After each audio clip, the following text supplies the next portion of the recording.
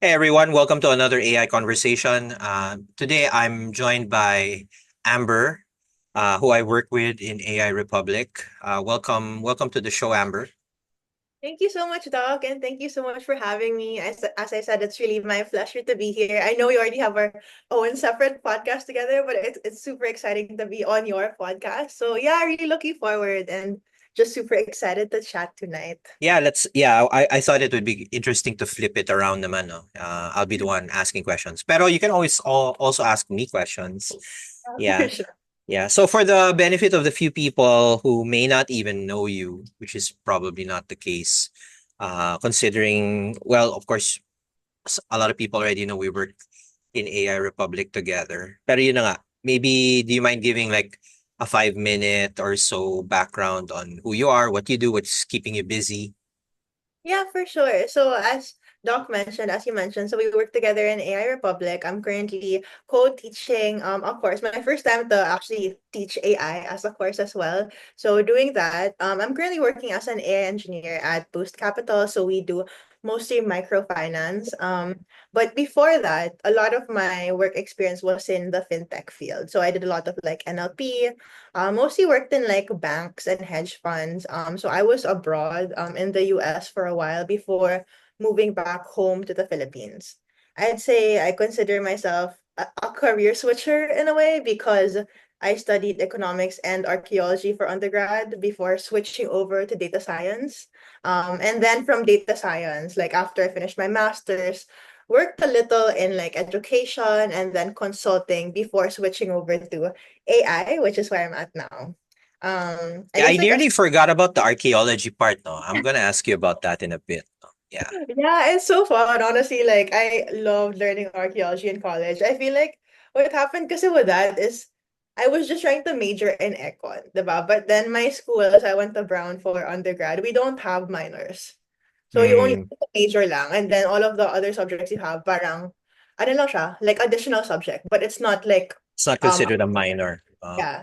And then second year kasi is when you're supposed to declare your what we call concentration or what your major is. When I Mm, was looking at my classes in second year, sabi ko, oh my gosh, natapos ko na pala half ng requirements ng archaeology, diba? So I was like, it's probably a sign because all of the fun classes I was taking were all like in the same field and in the same discipline. So mhm. that's how I ended up being an archaeologist. And then all of my profs were also super like engaging and nice and like really for me like mentorship is so important and I feel like a lot of my like best mentors I met like in college as well. Um yeah, Yeah. so So this wait. yeah, Maybe we can start with that. No. sure. What is how? Because I have not met anyone honestly who studied archaeology. Like in person. So tell us how that's like, and then later how you shifted, or did you shift into archaeology from economics, or the other way around? Paano ba?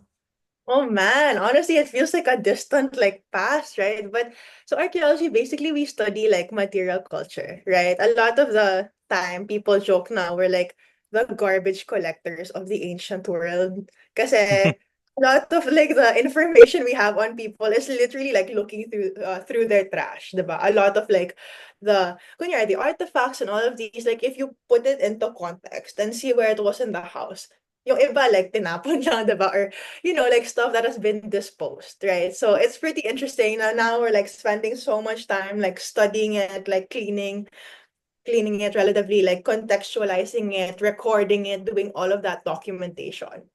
Um, and I guess like in terms of switching, so it wasn't really like a switch. I feel like archaeology and econ, they kind of seem like they're on like opposite ends of the spectrum. And to an extent they are. The Because like econ, I feel like it's kind of like a measured science. We have a lot of like models and statistics and econometrics Sorry, and I'm just messing with the air conditioner. Go ahead, keep talking. yeah, and stata, cries and stata. Stata. But Yeah, I remember Stata. it was so hard. But so we had that. And then archaeology is mostly like writing papers, not writing code. A lot of like discussion based. Like even the class size and the class structure was different, right? Mhm. But I think like what really unites these two fields is na they're really about people. And it took me like a long time to kind of figure this out because I felt like I was like living in two different worlds. Because like even the vibe of the students in the econ department versus arc department, like sobrang iba. Diba? Mm, Like iba mm, yung problems na they're thinking about, the way they approach like questions, especially related to like ethics, is also a bit different, right? But yeah, it's really about people. So whether it's like understanding people from like a socio-economic standpoint or like culturally, right? Or through their material culture, parang how do you like understand a person holistically, or how do you understand society holistically, not just through the numbers, through GDP growth rate, all of these things, but also like through the things that they left behind. And I guess like a last note on archaeology is like what really drew me to it. Compared to history, because we also had history as a concentration, but parang most of my classes were in archaeology and I really enjoyed them. I mean, even art history, although medyo mahirap yun, yung mga floor plans minamemorize namin. So hard. But yeah, what really drew me to it is like, I feel like history kasi, and I didn't do too much, so correct me if I'm wrong, but a lot of the studies are about like written material. So mm. even if you look into the past, Books. yeah, books, ganon, like stuff that people actually wrote out. Like even if you look historically, a lot of the people who could read and write were from like the elite sector of society. Yeah. So parang how can we tell a more like complete picture and not just based on the people na parang nakakasulat ng time na yun, diba? So that's why I like archaeology. I'm a big fan of, history and archaeology. In terms of how we can learn from past technology adoption, and that's part Mm-mm. of archaeology also, diba? Like what obviously one of my and you would have seen this in our inaugural class, that little bit about photography. Oh, I I love. love that. Yeah. Yeah, I love telling that story. Actually, I have a number of these. I call it 19th century vignettes, no? Kasi 19th century was pretty. It reminds me of today. Lots of new technologies were coming to fore, like horses, shift from horses to cars. Then you have photography. Ang dami. Another favorite story of mine is the ice industry. We went Oh, I from, also really love that yeah, analogy. It's good. yeah, mining to manufacturing to devices. So puro ganon. And kaya in a way, although there's still a chance AI can be wrong. And mamaya we can talk about this more, after we talk more about you.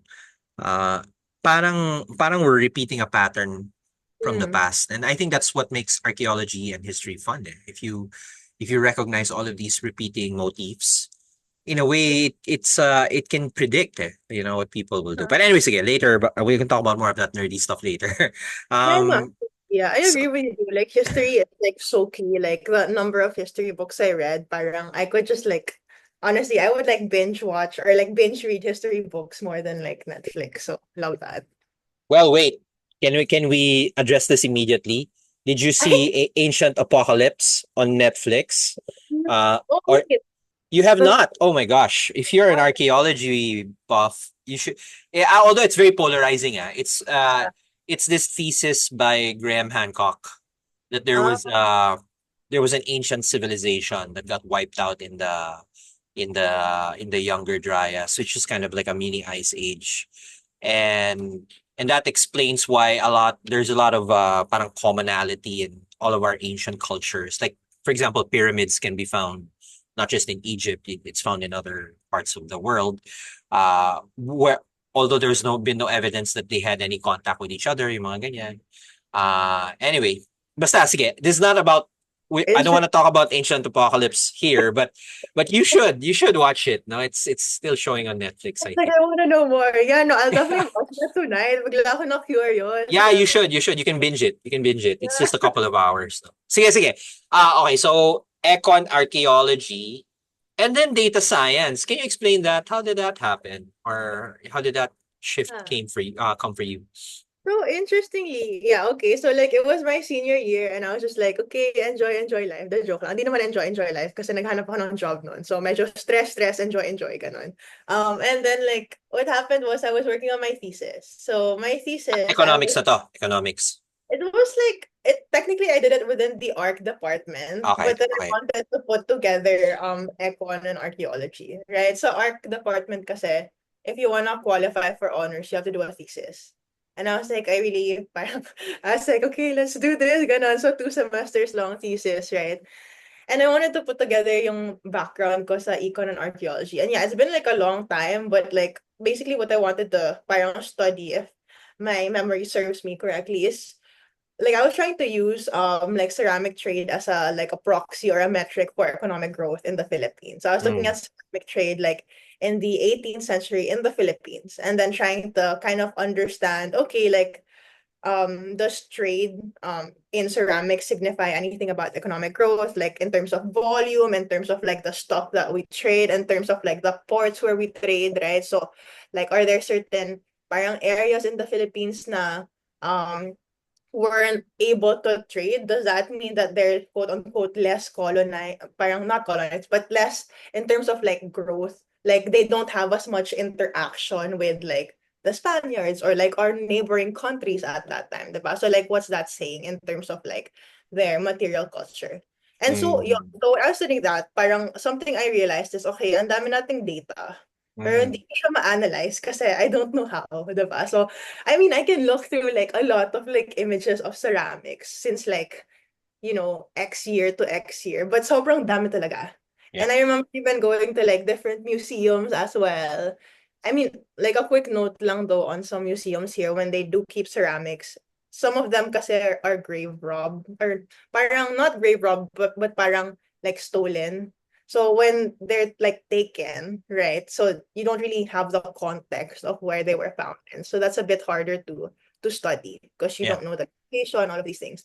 But anyway, I was looking at all of these ceramics and I was like, I don't have like the toolkit to study these things because the data type we're expecting in Econ is really different. I'm like expecting an Excel sheet I can put in Stata, right? Mm, But mm. I don't know how to do that with what I have right now. And so parang like my last month of senior year, like they had a hackathon at Brown, right? Honestly, I was like really broke and like really hungry. And I was just trying to do something fun for the weekend. And they were like, oh, if you go here for 2 days, your food is covered. You get free merch. You don't need to know how to code. And I was like, really? The food's covered while I'm there. So I like went, honestly. And like it was like probably like one of the best decisions of my life. Because in that time, parang I learned like how to code. Like not the whole thing, right? But like we were working with like hardware, Arduino, and all of these things. And I was like, okay, I was like so impressed by what you could build in So ano two yan? days. C++ or what did you guys use? We were Python with din? like Arduino, yeah, like some Python, right? So my team was Mm, actually okay. composed of like kasi they group you into teams. So yung parang marunong na mag-code, yung mga complete newbies, ganun. So we were like with newbies and then the people I was with were like they were doing biomedical sciences. So they had some code, but Mm, not like software engineering code. mm, Right? So it was also interesting to see all of their backgrounds kind of come together. So dun sa hackathon na yon, na-mention yung data science, right? And parang those two events, working on my thesis, tapos nung I attended the hackathon, and then heard about data science there, I was like, okay, whoa, that is like kind of wild and kind of crazy kasi meron palang multimodal analysis ng data, diba? So it was just like wild to me na you could actually study it that way. Well, it was too late to integrate that into my thesis kasi pag-graduate na ako noon. mm. But after that, that's when I started learning about data science and doing like MOOCs online back when MOOCs were like a real thing. And I was just like doing a Yeah. bit of like coding online and stuff like that. So that's how I started to get into it. Well, that's very cool because I think a lot of people I know discovered data science first Mm, or even yung mga, although we didn't call it data science, in the old days, we call it data mining or yeah, yeah. analytics. Parang yun yung persuasion. And then later, they branch out. I want to ask you some questions about data science then later. Pero yeah, so sige, data science and then you said you did a master's. How did that go? Or how did you come by that Yeah, parang so decision? so I ended up like after graduation, I ended up kind of trying to look for a job, figure out where to work, and ended up working in a bank in Ohio called Huntington National Bank. Super fun job, loved my team. My manager was super nice. I still talk to him honestly up to this day. He's like such a great guy. He also like gave a lot of like my recommendations. So super awesome person to work with. Mm-hmm. And I really learned how to code on the job at that job. Right. So like my job was like a fraud and risk analyst. So we were doing, yeah, like literally like trying to determine the probability of fraud, like how risky is this transaction. We also had like digital risk as well. That was like my first time seeing like the dark web. I was like, whoa. So amazed, diba? And I remember kasi at that time, parang I felt like I applied for a job na parang I didn't have all of the credentials for because like you were supposed to know how to code. And like we were using SAS at this time. And SAS. Okay. SAS, let's go. Dinosaur language, right? But we're using SAS at this time. And I just remember thinking, I was like, okay, well, I'm learning stuff on MOOCs, but there's no like MOOCs on SAS, right? So like a week before my job started, my new boss told me, he was like, okay, just learn how to do SQL in 1 week, maybe like read a book or something so you can be prepared. And I was just like, I remember asking my tita, because like I think her like son or something was a coder and she had like a bunch of these old O'Reilly books in her house back in Mm. Ohio. I was like, oh my gosh, tita, I need to learn how to code in 1 week.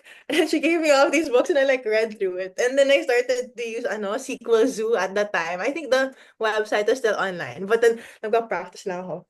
And so that's how I learned how to code before my first job. Right. So I did that for like maybe a few years. So wait, you And learned SAS first and then yeah, SQL later. Parang ganon. parang Or sabay. both. We were Sabay. mostly using the SQL functions within SAS. Mm-hmm. Like most of the stuff we were doing within SAS was like, with the tables, joining, and all of these things. So Yeah. it was like SQL in SAS kinda. We did like reports and stuff also. So I learned like how to use basic terminal during that time, right? So Mm-hmm. that was pretty fun. And then report automation and whatever. But I think like it's really that intro, and I was like, okay, so this is kind of we didn't really call it data science also at the time. I think we just called it like analytics, Yeah. right? Yeah. Yeah. So I was like a fraud analyst. That was like my title, right? Fraud and risk analyst. And then after that, because my he's not my manager, but he's kind of like my step manager, right? Because we both share the same manager, but he was like my role but more advanced. Mm. Right. So he's the one who was like really mentoring and guiding me. Um, turns out he like had a PhD from U Chicago, right? So Okay. super, super smart guy, did a bunch of econ research. And he was also really into data science. So parang a lot of the studies we were doing, he was like, alam mo ba, like in English obviously, alam mo ba na you're doing machine learning na? Kasi gumagamit kami ng decision trees, regression analysis, random forest, all of these things.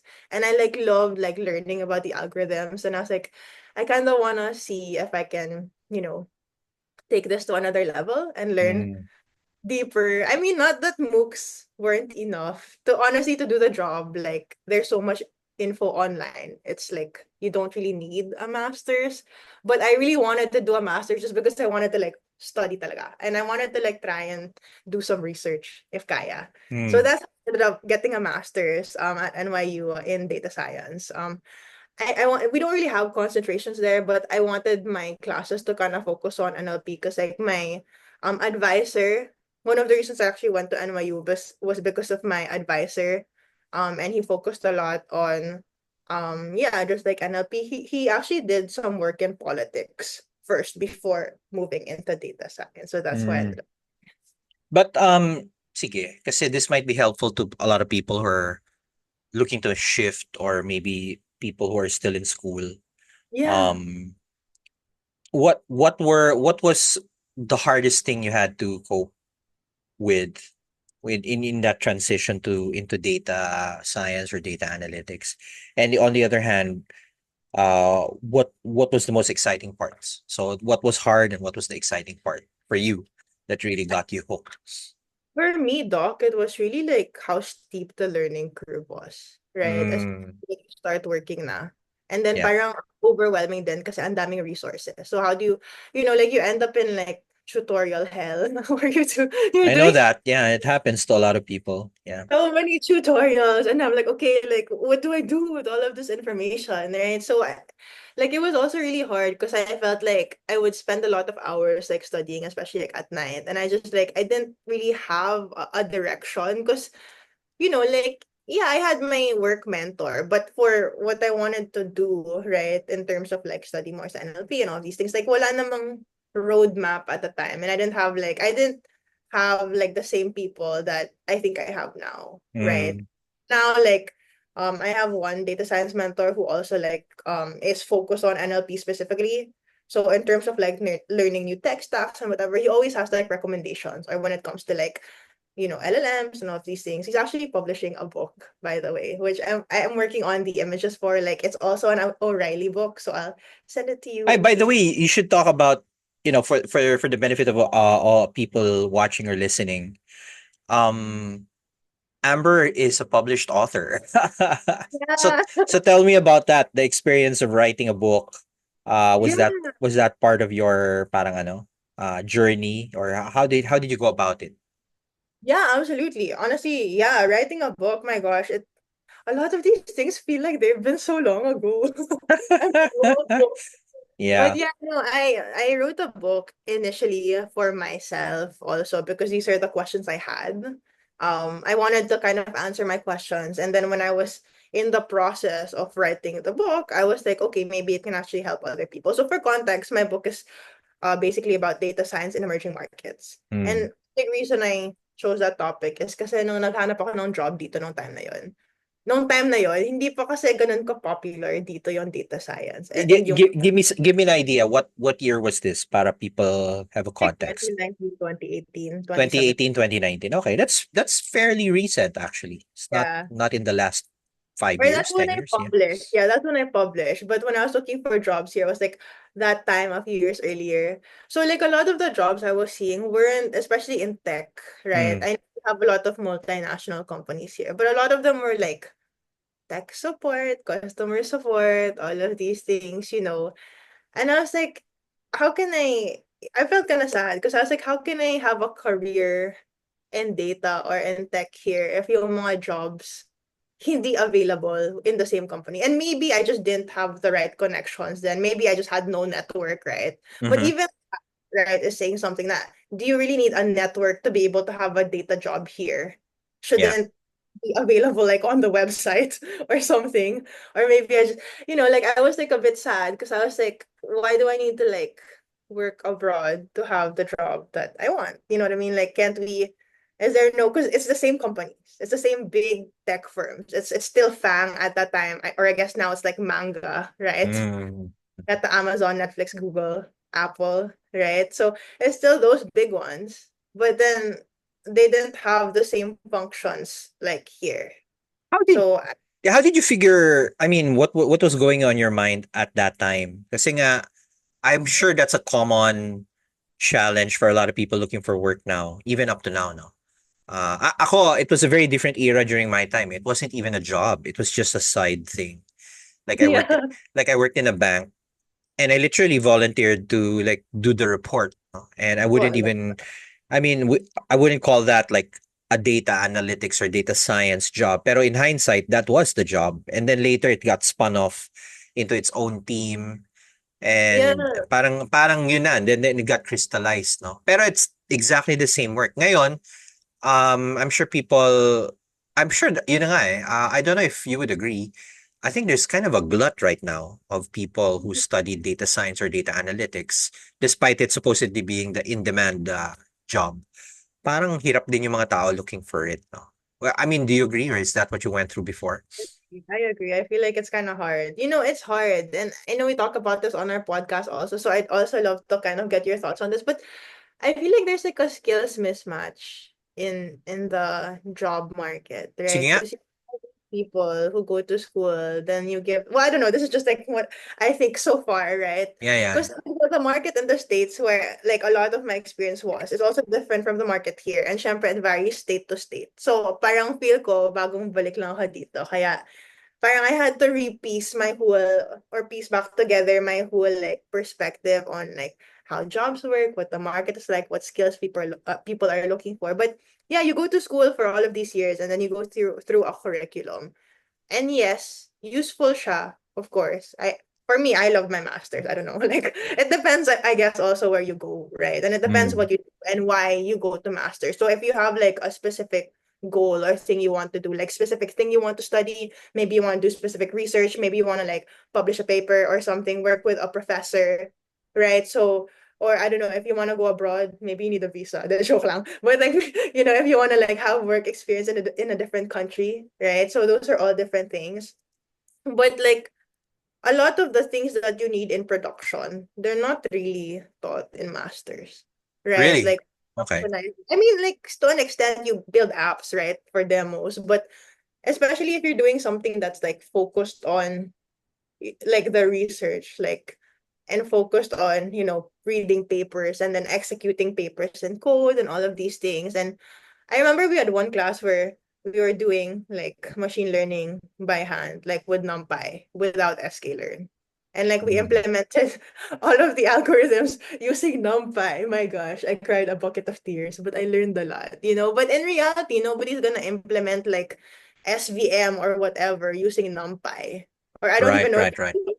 Yeah, more at all, right? But these like compared to what you would do in the industry, like yeah, you're kind of learning those things. And I guess it's because a lot of people from my school ended up working at FB AI research or like OpenAI or all of these things. So some of them like really do need that yeah. in their work, right? I ended up working like in a hedge fund. So to an extent I used some of it but not all of it. I wasn't building stuff like um from the I mean I was building like some packages but not like from the ground up na literal using just NumPy, Mm. right? Mm.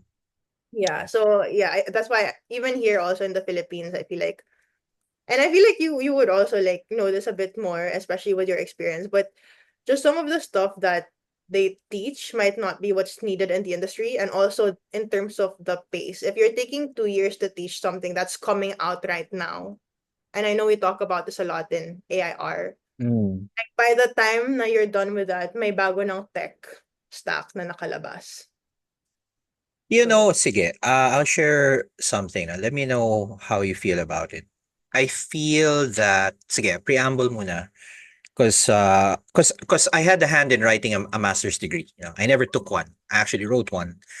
But in many ways, I feel that the stuff we wrote, and this is specifically in UANP, mm, this is not what AI, the AI industry needs mm, today. No? Sige, so I'll clarify that. Because I feel that there's mismatches. You're correct. There's mismatches all over the place, and it doesn't help that many companies call something data science, but they mean very very different things. And then now the same thing is happening with AI now. So for example, um, I think one of the biggest sources of problems is it's a fusion between kind of a programming job, and at the same time it's also an analytical job. No? In many mm, ways, it's a research job. So the people who come from a research background or academic background, they get almost shocked. Is what I understand. No? Almost shocked at the amount of coding needed, and the amount of research, parang savvy, doesn't kick in until much later. So if you're going in as an entry level data scientist or data analyst, you're really the grunt person. Okay, you do this, run this analysis, and I'm not even addressing the conflation between business intelligence pa and data analyst. Business intelligence are all the dashboard people, reporting people who I would not even put below. It's a totally different space, no? Kaya nga, I'm fascinated, and very encouraged that there are groups like kunyari Power BI Pilipinas. We didn't have that before, no? Every before it was just Excel, no? Excel, and then yun, SAS, no? And then later look, R and Python wouldn't even come in later, no? In fact, yeah. a lot of my early data science work was done on a spreadsheet. So ikaw, naka-numpy ka na, no? Ako, I had literally cells, no? And we would use solver to do the back propagation, no? Actually, that's a demo I'm gonna do in some solo video in But maybe that's very so soon. cool. You should do Literally a neural network on a spreadsheet. People don't know that you can do it. No, I'm not saying it's the best place to do it, but if it's the only sanctioned tool like you have, then you're forced to do it, and it worked very well. I used to build credit scoring systems on spreadsheets and trading systems on spreadsheets. So may ganon. And then on the flip side, the people naman doing boot camps, like Mm, AIR is a boot camp, no? So there's a lot of these data analyst boot camps abound. And I think they're committing naman the opposite extreme, a mistake on the opposite extreme, which is all they teach is tools. No, you learn Python, you learn sklearn, maybe may konting NumPy, yeah. Matplotlib. Uh, you learn Excel, pivot, and then SQL, select. But they hardly teach kind of the analytical thinking component.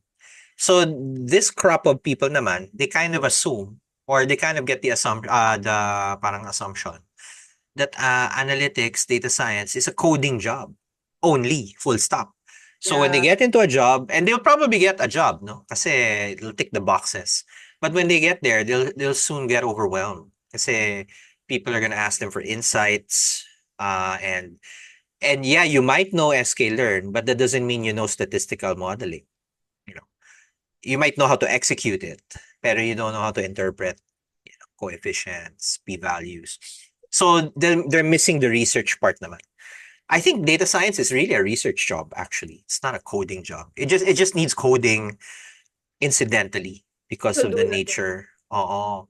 Okay, so that's the previous status quo, no? And having written a master's degree, we kind of skew people to the research side, teach them a little coding. Pero if you're coming in naman from, and I'm talking local, if you're Yeah. coming in naman from the bootcamp side, you'll kind of know all the tools, but you're missing the research acumen. Okay. Yeah, I agree. I Oo. think, and one thing, like, yeah, just to add to what you mentioned, like, because we noticed this in interviews also, and I was talking to one of our colleagues also from AIR, and she said she was doing mock interviews now. Mm. And at the end, when you're supposed to be like job ready already, she asked somebody what's the difference between supervised and unsupervised learning. And then I couldn't answer it now. And so I was like, okay, well, that is like medyo scary also, right? Yeah. Because that's like your bread and butter. Like if you're doing data science, right? So like when Mm. I try and teach, well, I try to always like tell the students I teach na the code is gonna do what you ask it to do. Like normally when you like train test or whatever, or when you like do a model fit, it's like one line of code. The code is gonna do whatever you ask it to do. Parang it's on you to determine what it should be doing. What is the appropriate model to be using? What's the process we should be doing and why? And not parang just rely only on the code na naglabas siya ng, accuracy score or metric or whatever, na parang tama na yun. Kasi does it even mean anything? Right? Yeah, So that's true. where parang background and yung theoretical knowledge really comes in. So yeah, to add to your Yeah. point, Doc. Sige. So that used to be the polar kind Yeah. of extremes. And I think it still does occur today. But then we'll add a new kind of axis, which is the AI axis naman. Mm. And as I'm sure the people who are taking our bootcamp and some other people who are learning AI, the way AI is done now, it's not even research. I mean, you could read a couple of papers, siguro, to understand like how transformers work. That helps. But a lot of it actually is closer to software engineering, where Yeah. you play with APIs. I think the most you'll need kind of the base mathematics for is when you're doing fine tuning, and only by much. Kasi no one does back propagation by hand. I mean, if you want to, bahala ka, calculus. Pero you don't. So I also feel, and a lot of the more academic-minded people will probably raise their pitchforks when I say this. I think studying too much math is kind of an overkill if you want to get into AI. Um, or it only works for interviews. And people will ask you, sige, hyperparameter tuning. What's the underlying mathematics? But really, when I haven't had to do an integral calculation or a differential calculation at all Yeah. in my own career. I mean, Yeah. I mean, the most I've had to use that for is when we were writing a master's degree. Ah, sige, lagyan natin ng calculus yan. Linear algebra, blah, blah, blah. Yes, but my argument nga nowadays is yes, you probably need to learn the math, most likely. But the sequence of events is all wrong. Kasi they kind of teach the math first and Yeah. it knocks out 90% of people who would be interested. I feel now you should learn the math kind of midway towards the end. Kasi now that you played with the tools and you're now kind of curious na, oh, how come I get stuck at the local minima, blah, blah, blah. What does that mean? Ah, ito na. Yeah. Then you go through stochastic gradient descent, whatever that means, diba? Then you're forced to figure it out. Or alam ko there's this some people might relate, no. Then you remember Smote? Yeah, this algorithm Oh, that it's kind of an early generative AI type of algo kasi it generates data. Pero it's meant to replace missing values, diba? Smote. And then I think it's a hotly debated issue now of whether Smote actually is a good thing or a bad thing. No? And my own personal stand, because I don't use it much, because usually I try to get really complete data sets to begin with. No? But in case you have sparse data sets, my own stand there is Smote can help if you're trying to build a predictive model or a recommender system. Kasi kailangan puno yung data mo for it to work. Otherwise, you'll get these null errors, diba? Um, but if you're trying to do statistical analysis, Smote is like the last thing you want because it'll skew all your coefficients. yeah. Di ba? Parang yun yung aking intuition. Na parang I will not use Smote if I want to understand the underlying mechanics of a population. But I will use Smote if I need to build a recommender system because that's what kind of the system Yeah. demands, no? Yeah. Pero yung mga ganyan, I don't even think it's written in any textbook. Kaya nga, the reason why I'm bringing that up is it's kind of an edge case for you to kind of know that. I know it'll happen probably much later in your career as a data scientist when you're trying to parang refine and fine tune models na. Pero it's front and center if you study data science. It's one of these classical ML things, no? I mean, I don't know. I don't think I articulated my last point very well. But the point I'm trying to say is there was already this coder versus researcher dichotomy dati. And people are getting, parang are struggling to find work depending on where you sit in that spectrum. And then now this AI thing comes in and say, actually, it's none of it's none of the above. It's actually this, which is more API, software engineering. Kaya lalong nagkakagulo, no? And when people start, kasi I have these hot takes there. And I say, you know what? Love Sabi your ko hot nga, take. yeah, di ba, if the first thing you want to talk about in AI is neural networks, Yeah. run. Like Yeah. run away. Because that's not the point, no? Pero, yun nga, and then people get really agitated by that. What do you mean it's not about neural networks? Transformers and neural networks. Yeah, it is, but I mean, really, what are you doing? Unless you're developing a new algo, okay, Hmm. kudos to you. Parang ganon. Pero, not for your typical AI engineering job. Am I wrong? No? Kasi syempre baka I'm just sitting in my own little cave. No? How do you see it from your perspective or being in the Yeah. field? I agree with you, Doc. Also because in terms of, kunyari, like if you're gonna use LangChain or something or apply that, Right. I'm not doing those things manually by hand. Like, yes, I'm reading their documentation all day, right? But I'm not like manually thinking about those by hand. And I think, like to your point about the researcher versus like coder, it's also plot or AI. It's also hard because even the like hiring managers now, like, so yes, there's a confusion between like the person like who is like the team lead, tech lead versus like the applicant. And then you like up that by a notch, then you have like the hiring manager who's like, I want to hire a whole AI team in one person, right? So it's like it That's gets another problem pala, no? And it existed even in the past. Parang you need these unicorns for it to yeah. work.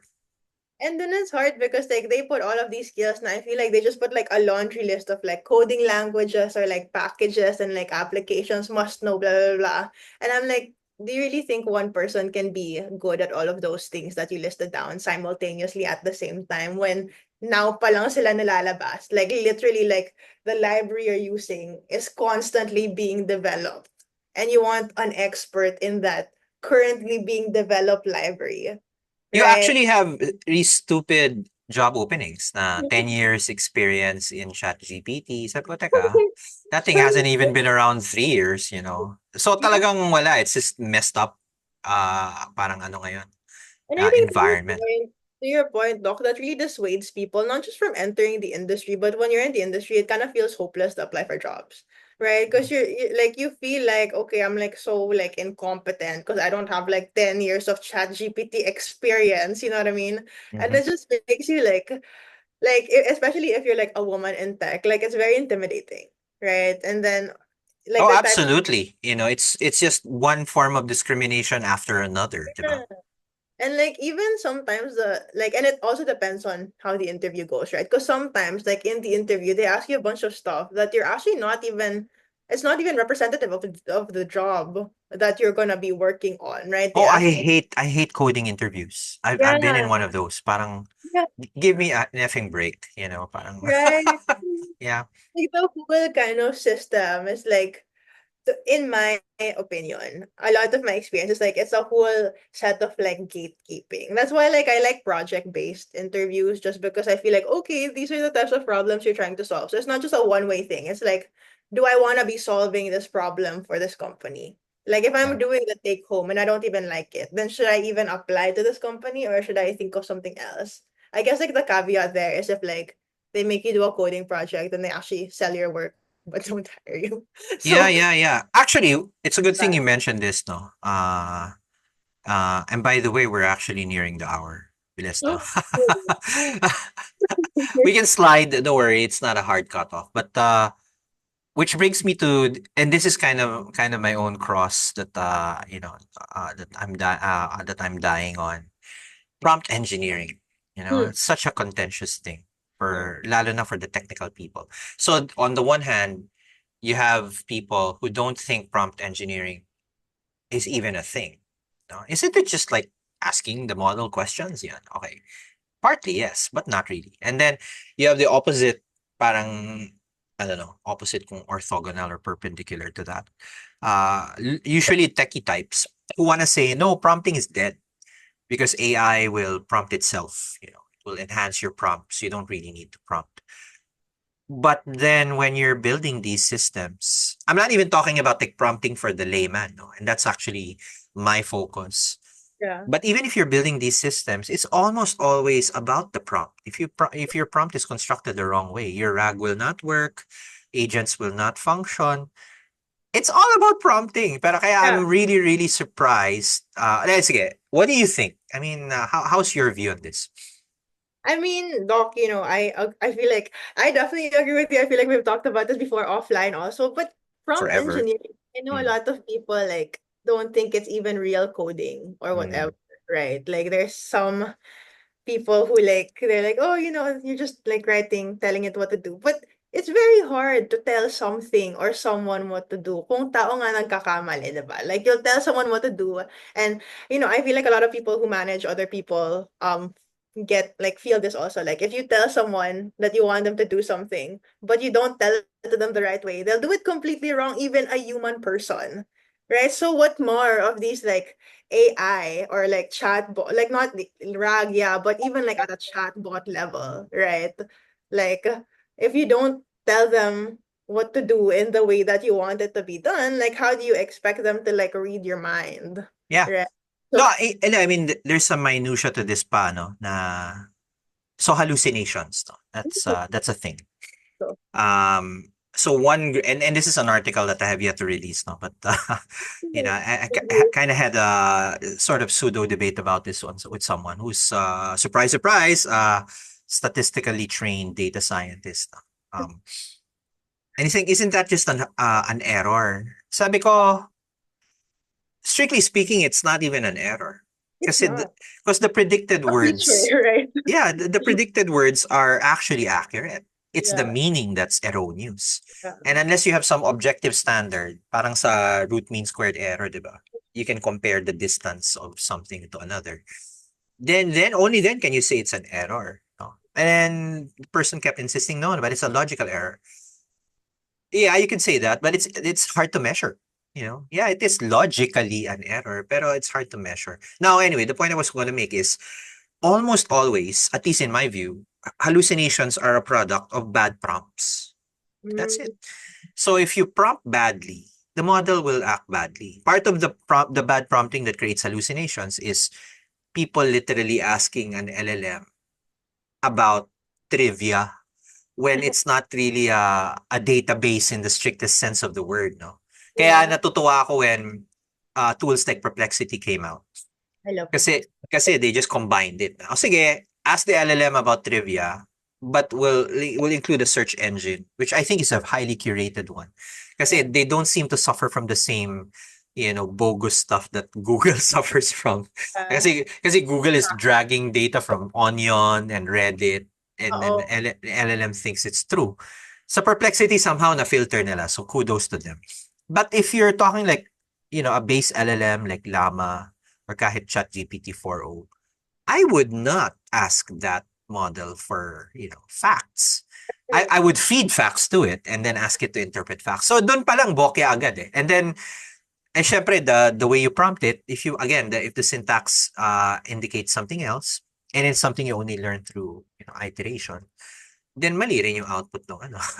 And then in images lalo, that's actually the funkier hallucinations eh, di ba? Na you can't get Midjourney or Stable Diffusion to give you this specific kind of image, or it thinks, it interprets the structure of sentences differently from an LLM. Diba? So each word is evaluated on its own.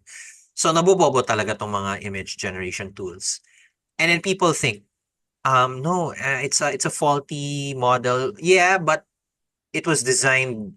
That's the design of a diffusion model. It really is the reverse engineering of like an image classifier or an image tagger na model. Also from going from image to text, babalik ta rin Yeah. natin, text to image. So you can't necessarily say it's an error of the model, but it's certainly an error of the prompt. Kasi if you're writing your prompts in a way that the model doesn't understand, huwag ka na magulat. So dun pa lang, so sige, I'll summarize everything. People who think AI is all about neural networks lang, okay, you're out. People who think prompt engineering is not a thing, okay, you're out. People who think hallucinations is really just an error or of the model, okay, you're out. So, ang daming knockouts, no? And we're not even getting to the really fun stuff, like how do you build agentic workflows? How do you build, like I was very impressed.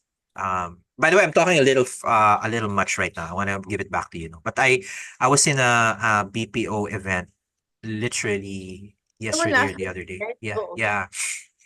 And I was so impressed. I won't get into too much detail about the company and what they did because it's proprietary. But they were able to tame an LLM. It doesn't reference any random information unless you feed it. So nakalink yung LLM nila to Salesforce. And Salesforce has a function where you kind of create wiki pages or something. So it Oh, that's only knows whatever wikis you've written. So if it's not in that data bank, the LLM will not say what it is, no. And then second, it knows how to escalate. Okay, that doesn't seem to be appropriate. So talagang they got as close as probably for now possible into using a general purpose structure like a large language model and turning yeah. it into something very deterministic, very caged, very guardrailed. So I was so impressed. Sabi ko, okay. So that must be a hell of a lot of fine tuning, a hell of a lot of RAG, hell of a lot of guardrails and system prompts. Pero pwede pala, no? So anyway, I want to stop there kasi they already have it in production. They're rolling it out to their clients. They're monetizing it. And I was Really? so happy na, okay, it's basically 2 years in, people have started to figure it out. But 99% of everyone else, including the techies I see in the wild, they're not even thinking at that level. No? And that's why it gets frustrating for me. So yeah, I'll shut up now. No, but How do you feel about all of this? like agree with you, Doc, right? And I think, I mean, honestly, for me, that's why I'm excited that we're working together. Like, go team. But, I agree with you because, like, that's why AI literacy is so important, right? Yeah, Not just on, like, how to do prompt engineering, but even, like, yung basic ng understanding of, like, how hallucination is actually a feature and, even understanding, like, what is next word prediction? Are we looking at correct. probabilities? All of these things. Like, if you are at that like theoretical level and that's not even like understanding all the algos, just like understanding, oh, okay, this is what happens, this is why we need prompt engineering, right? You'll actually avoid a lot of pitfalls and mistakes. And then for the general public naman who are using like AI tools, for example ChatGPT, and asking it trivia, right? So yung literacy on the part of what can and can't these things do, because like we talked about, like, people who are working like adults, right? Like working in the industry. But there's like a whole new subset of the population, like kids, who are honestly like, there's a lot of potential, but they're also very high risk. Because if like these tools aren't introduced to them properly, especially yung mga, I don't know, gusto maglabas ng like mental health apps or mental health tools, diba? That's why I'm always a bit wary, right? Because like in terms of like counseling or shepherding or whatever the equivalent is with working with kids, like it's such a touchy, sensitive subject, and how you deal with a person is on a case by case thing. But because these tools are so readily available, there's like a temptation for these kids who are like, I don't know, maybe depressed or something or whatever mental issues they're going through, to just go on a chatbot and ask these questions. Yeah. And like chatbot might give them Although like, there are chatbots precisely for that, no? I mean, yeah, as but if it's just counselors, like no? a generic or Generic. general Yeah. one, diba? And especially if, as you mentioned, like, kunyari, what if wala silang guardrails, diba? Because, hopefully, I think most naman are hopefully like, I think they have their own like ethics team, right? And so a lot of these big companies have their own ethics teams. They cannot try and, I never tried to put like a depressed prompt in, but maybe I should try. Because like, for example, when you Google search, right? Like, if you Google search like I want to kill myself, right? Like it puts you to a hotline agad, right? Ah, you mean like, there's a flag that the Like LLM will there's figure out. like a suicide flag, right? But what if, I don't know, like nilagay mo yun sa ChatGPT, like I actually never tried it. Maybe I should try it later just to know what happens, right? But Yeah, yeah, but actually that brings me to kind of another filter, no? Ang daming yeah, filters, no? Again, people who think it's all about neural networks, people who don't respect prompt engineering, people who think hallucinations are errors, dami, no? And then finally you get to the doomers, no? I mean, I have to admit, I kind of occasionally find myself in that camp. 'Cause, I talk about AI safety, pero for example, the advanced AI safety thing that I do, people kind of forget that these are referring to models that are way more powerful than whatever is already out there. So we're not even talking about GPT 4.0 or O 01. yeah, This is anticipating GPT 6, parang ganon, where these things are AGI na, they learn on their own, ganyan. Pero if you look at like even the best LLMs now, yeah, people kind of assume na whenever you prompt in that LLM is automatically ingested na into the model. No. They retrain based on a fixed cutoff. And although ang nangyayari, yung previous conversations mo become some form of RAG, no, in GPT-4. Kasi it's stored temporarily in the memory of the chatbot, which you can purge. No? You purge that, bobo na naman siya. It doesn't know anything about you. Kaya nga there's this have you heard of this viral prompt that's going around? Goes something like, based on our past interactions, tell me something about me that I wouldn't know. Ah. So you should try it. You should try it. I got a really mind-blowing reply, no? But all the while knowing this is just, stochastic parrot telling me whatever we've interacted with. But the way tawag dito, the way the factoid was framed was really really cool. Okay. Well, I knew that, but yeah, I never thought about it that way. So anyway, going back to the doomers naman, they kind of ascribe so many things to the models that are actually beyond their capabilities. Number one, they're very fond of anthropomorphizing the models. Kumbaga, assigning human attributes. Like, oh, GPT-4 is probably pissed at us or something. No, of course not. Or at least not the way we understand getting pissed. You can you can certainly prompt it to get pissed if you want to. And then yun nga parang misunderstanding na anything you talk to the model about literally gets sucked into the ether and becomes part of OpenAI's data bank. Not really, but it is possible. It's not impossible. But for them to do that like real time training at a moment's notice, that's going to be way more expensive from a data center standpoint. No? And they're not even doing it that way. And so on and so forth. Parang, yeah, I will probably concede that it's all about power and politics at a certain level na. But that's just companies being companies. Yun ang pakiramdam ko doon. And certainly we should fight any moves by, let's say, OpenAI and Meta to, exercise, some form of unilateral power on everyone. Pero back to the tools themselves, I think we're scared of our own shadows minsan when you hear some of the doomer talk and yung parang things like it doesn't really understand the way humans understand. Yeah, I mean no one ever said it does.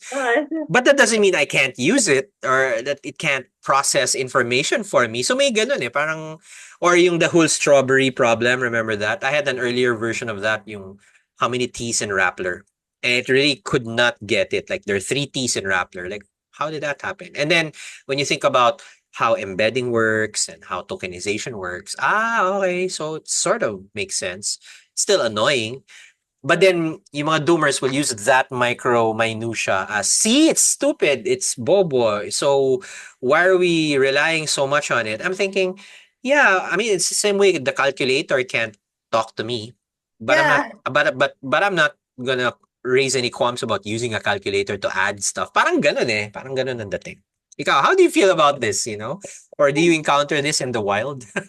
I do. Also, like one prompt I like now, which is trending on TikTok, by the way, is like a lot of people who are like saying, okay, I'll describe my perfect day, or I like they're describing their perfect day, tapos nun, tell me how my day is gonna go, or whatever. Na parang, Wow. tell me a story. Tapos parang yung, ano nila, yung pinapost nila na video with one specific sound is like them just like crying, diba? Parang, I didn't expect this from ChatGPT. So, yeah, but no, I agree with you, Doc. I think it's like a lot of it is really, especially some of the doomers who I've seen, they're the ones who are, in my opinion, like the ones who are least knowledgeable also about AI, Yeah. right? So, parang nako-conflate yung what is AI versus like is AI human? That's what I see a lot also. Na parang oh like it's weird because like AI is, I don't, at least in my opinion, I don't think it's supposed to replace humans, right? And I know we've talked about this in our last like podcast also, but parang why did we build it, right? Like what are the functions? And in terms of like whether or not it's useful, what are the risks? Like we have to take it into context. A lot of the time kasi feeling ko, especially now that we're so globalized and things are so like fanatical all the time. Parang when one little thing happens, like it's just like driven to like such a high peak, diba? Na everything is like, oh, like AI is either gonna like destroy or take over the world, or AI is like so stupid, right? But Yeah, where, the jobs thing. I guess that's kind of a subset of the doomer argument na yeah, parang AI is going to take over our jobs. And yeah, I'm and I'm thinking, which AI are you referring to? So many AIs. Are you referring to ChatGPT? Well, unless you're arguing that somebody will prompt ChatGPT to do your job, siguro. But doesn't that just create another job, which is whoever will prompt the LLM prompted. to do work? So may ganong that's the worst type of anthropomorphizing that we're seeing now, that like Yeah, for AI sure. will take over work. And it's not, AI does tasks. It doesn't do yeah, jobs. Yun yung problema And yeah, I'm actually done with it. Anytime I hear people talking about that, lalo na in BPOs, I just said you're oversimplifying, and it's going to be one of those things that age very badly, in my view. actually, that's a really nice way to describe it, talk like oversimplifying, because I think that's what happens. Like, of course, there are risks, right? Like, definitely not denying it. And like, we were just talking about some examples of risks earlier, but those are like, parang that's not even like the highest level of risk you can have with AI, diba? That's why AI safety is so important. It's even parang at it's even more intense when you reach like national defense, for example, or Yeah. all of this, right? But what people are using it for now, right? Like, and seeing where it's being used now, I think that's like a different like subset also. Mm. Right. And Mm. I think yun nga, it's a lot of oversimplification. It's not like a clean cut AI is good or bad. Kind of like code, right? And the internet. The internet is not good or bad. Like yes, you can sell like guns, drugs, and like pornography on the dark web.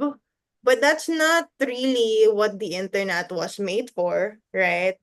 So that's why I think in terms of AI and all of these technological advancements, a lot of the responsibility, yes, falls on the developer, but also on the user.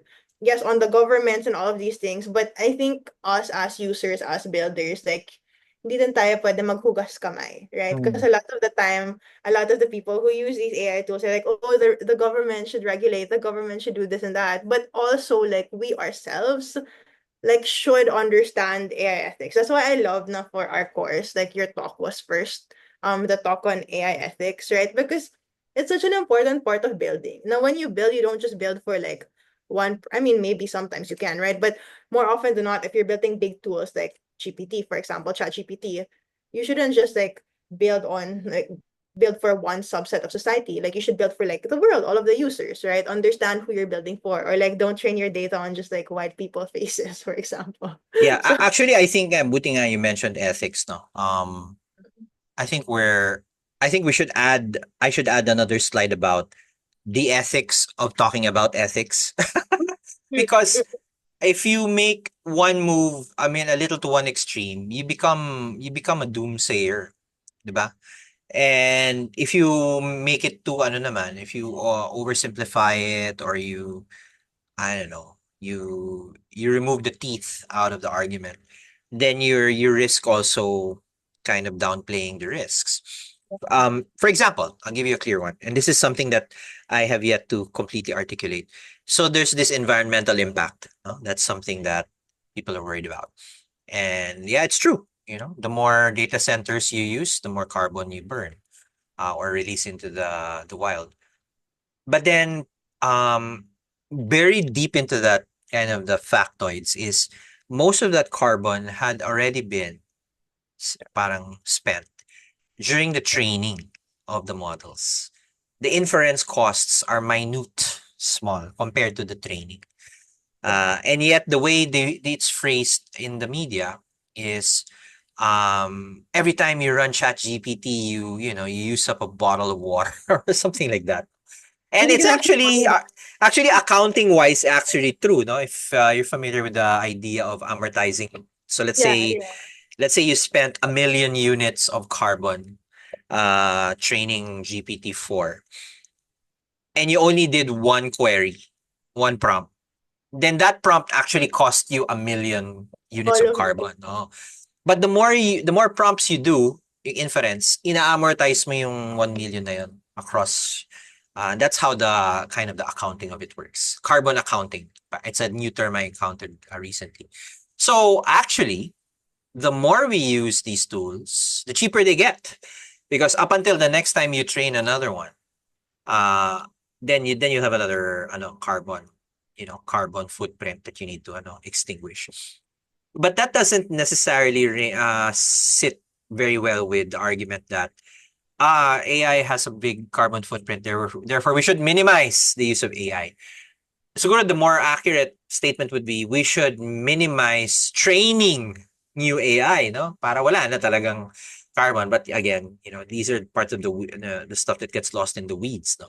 So I knowing that, sabi ko, how do I argue this? Kasi you can't naman say, oh, you should use more of it.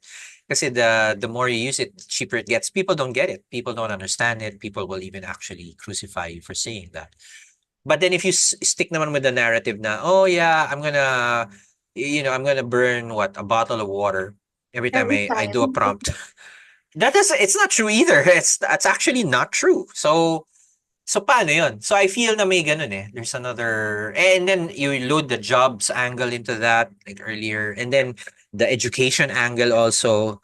Actually, there are far more schools who are banning, LLMs than are Mm. actually working to integrate them into curricula, kasi it's easier to just ban it. Pero grabe, that's like lobotomizing students, no? If you deprive them naman Um, of the tool, no? So actually, a lot of this stuff I think about, and it just makes me sad. Pag mga ganyan. I do what you mentioned, even if you look at just like the training aspect, no, right? Yeah, Mm. okay, a lot of carbon, but like where are they being trained? A lot of them are being trained in the West. Yes. Parang now, I don't know, sometimes I feel like a lot of emerging countries have a lot to gain from using these tools, right? Like AI can really change the landscape in the Philippines. That's why we started the course, right? Because it can change people's lives. And now, like after a lot of, and I'm not, there's a lot of other background stuff. So I'm probably oversimplifying it by a lot and maybe not super articulating myself well, right? But after they've all been like trained multiple times like in the West, and I don't know like what controls are there to actually train them over there, now we can't use it, right? So Yeah, yeah. okay, diba? So that's also kind of, it doesn't really sit that well with me. That's also why I want, for me personally, that's why I want more people in the Philippines to do AI, right? Because like Yes. the Yeah. fact that we're using stuff that's all developed offshore, and I love OpenAI and ChatGPT, and like I use it a lot daily basis probably, right? So not parang like discounting all the work that they've done, but just we're relying so heavily on these things that we don't even know like what the political situation will be like. Yeah. And if something happens and like we build all of these systems or agentic frameworks, right, based on their API, like you also don't know, diba? So there's a lot of like big picture things as well that I think the same argument holds for cloud computing. mm, Once upon a time, every company had their own data center. Some yeah, still do. And then the argument was, oh, migrate that to the cloud, better for carbon footprint. And you don't want to be managing a data center if that's not really your core competency. Outsource that to Amazon. yeah, And then now we're beholden to these guys, no? To yeah, Azure, to Amazon, to Google Cloud.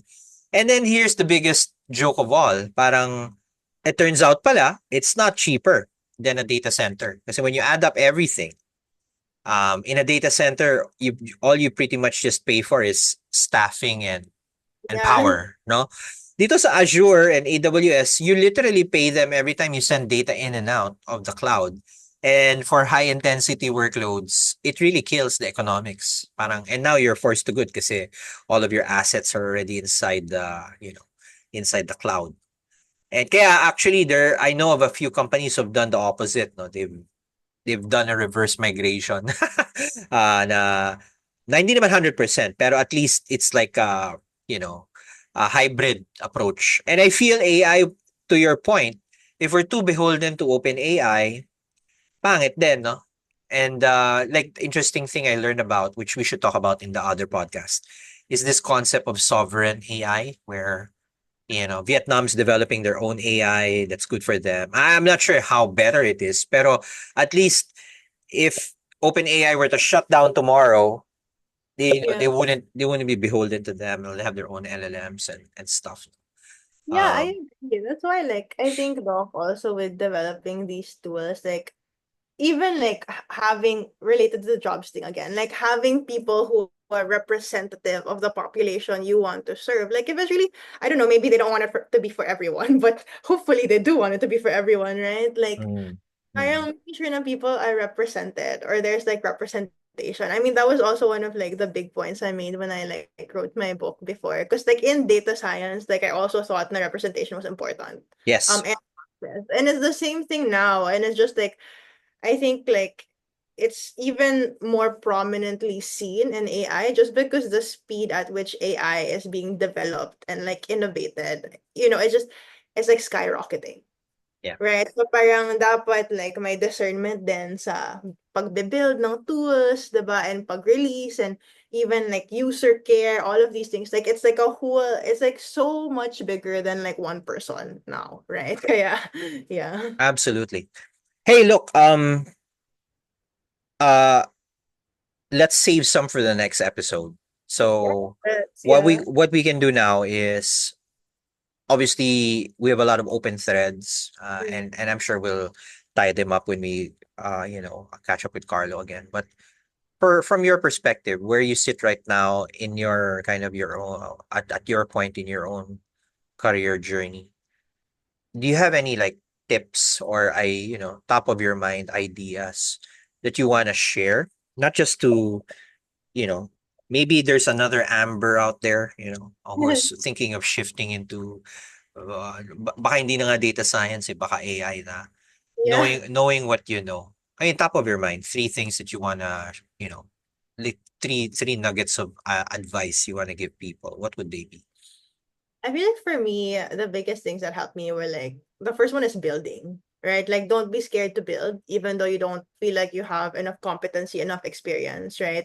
That's actually the best way to learn, in my opinion, like learning by building, right? Knowing how to build a project end to end, whether it's data science or AI or whatever framework you're using, learning how to build it like from scratch. Yes, with a team helps, but doing it on your own, at least for one project, is also super helpful. Para like everything from like ideation hanggang deployment, like nagawa mo na din. Mm. And then Mm. I think the second one, like mentorship, I really super value mentorship. I think I wouldn't be like where I am today without all of the mentors I've had, all of the guidance I've received. Mentorship, not just in terms of like the technical concepts, but more so like the experience that they've had. Yeah. Whether it's work experience, working with specific frameworks, working with specific problems, or even just like work culture, Yeah. right? And I think the last one, this one is kind of interesting, but I think like passing it forward, like it's kind of counterintuitive, but it's Mm. helped me a lot grow as a person, as a developer, as an engineer. And I think just like an AI advocate, I would say, right? Ethical AI advocate. Because like when you pass it forward, like for example, teaching is one way. Like you're Yeah. not only ensuring na number one gets me on topic, or you could be writing, right? Like writing to share knowledge. Like first you need to make sure you actually understand what you're saying. And then the second one is you're actually helping other people. So broadening your network as well. And then by doing that, you also open like a lot of opportunities for yourself, especially if you're writing or blogging, vlogging, videoing, podcasting, teaching. A lot of people find out about your work through the stuff that you do for others, like pro bono, right? I'm not Yeah. saying that you should do it for that, like, right? But I'm just saying that I ended up learning na a lot of the stuff I did not for money, a lot of the stuff I did because like I cared, Mm-hmm. actually ended up having the most impact on my career, right? Like people would ask me about like for example my book, I didn't do that for money. Like I did that because like it's a topic I care about. But a lot of like opportunities I received are when I published that book before. So that's what I would say, like build, get mentorship, and then pass it forward. That's awesome, and I think we don't have enough of that. Um, and it's also sad. I mean, this is gonna be my rejoinder that unless you're really, really motivated to do it, parang people aren't really encouraged to do, parang externally encouraged. Parang the fire seems to just have to come from the inside. Uh, I mean, I think that's a given for anything. If you Yeah. wanna do something you like, do something you find fun.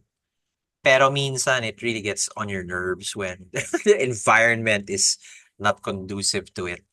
Oh, Kaya that's so true. That's true. yeah. That's why I'm really happy that, we're in the same circles. We get to de-stress and decompress and share ideas. Hopefully the tribe grows. But yeah, but I just the same, I wanna thank you, Amber, for sparing some time to share your journey. I don't think this will be our last episode. Dami nating mga loose threads that we need to tie up. But I'm really looking forward to seeing more of you in action, not just in AIR, but because I'm sure you're gonna have plans too, on what you want to do with your career. So it's really really humbling and um actually inspiring to see someone like you. Uh, maybe you should encourage other people to write books. Baka yung pala yung secret sauce. Definitely. Oh, let's write a book. Honestly, I've been trying to like make you and Carlo Aya to write a book. I was talking to Carla about this. I was like, we should write a book together, the three of us. Ako game ako dyan for sure, no. Yeah. Like kasi feeling ko, I mean, at my stage in my career, one of the best things I should do is find a way to capture all the stuff I've learned, good Yeah. and bad, para future generations can learn from it. So that's recorded na, guys. Watch out for Uh, our book. That's Oo nga, recorded. let's predict that, no? Sometime Yeah. 2025 or 2026. Okay. But yeah, So thank you so much, Doc. I wanted to also thank you. I mean, as I mentioned before, like you're literally like one of the, I don't know if we got that before, but you're one of like the AI idols I really like look up to, especially in the country. Like you do so much. You help so many people and you inspire a lot. So you're actually where I want to be like in my career. So I'm super excited to be on your podcast and excited to do more podcast episodes with you and see you in person next week for our y- third yeah, cast. yeah, looking forward. Thanks a lot. So yeah, so thanks, Amber, and hope to see you soon. Thank you, Doc. See you.